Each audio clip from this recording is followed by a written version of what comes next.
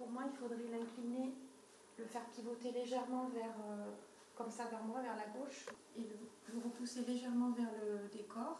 Entre le premier constat d'état des pièces reçues en mars et leur installation sur la scène du théâtre, Émilie a consacré près d'1 mois à chacun des 2 costumes qui lui ont été confiés. Dépoussiérer, détacher, recoudre et parfois même reconstituer des éléments.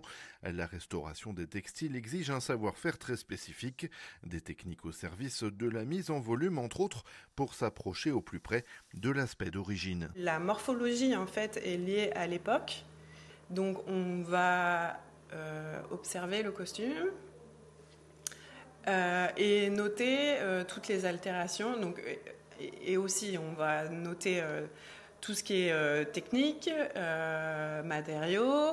Donc, ça nous permet d'avoir en tête en fait ce qu'on doit faire.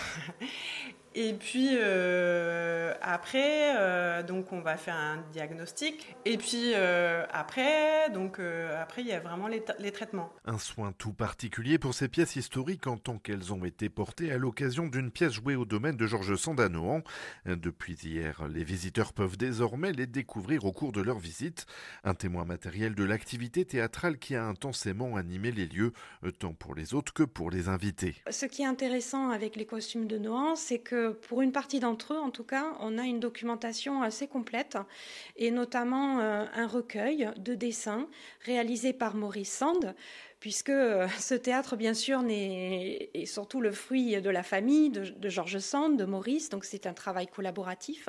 Tout le monde mettait la main à la pâte, si je puis dire, et notamment les costumes, puisque les costumes, on sait que c'était des costumes imaginés à 2. Une conception de Maurice et une confection de Georges Sand accompagnés dans cette fastidieuse occupation de longues soirées d'hiver, comme elle le raconte dans les agendas qu'elle tenait quasi quotidiennement.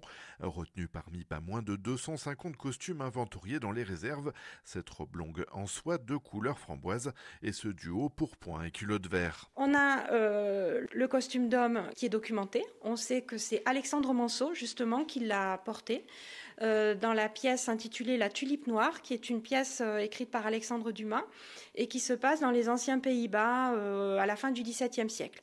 Alors, ce qui est intéressant, c'est qu'effectivement, au niveau du style du costume, on a quelque chose qui se rapproche effectivement de l'époque. En revanche, on est sur quelque chose de totalement fantaisiste en ce qui concerne la couleur. Avec ce nouvel ensemble, le Centre des Monuments Nationaux achève donc son acte 2 de la mise en valeur du théâtre. Un vaste chantier entamé en 2018 pour les collections qui ont été inventoriées, recollées, photographiées et étudiées. Costumes, décors et accessoires inclus.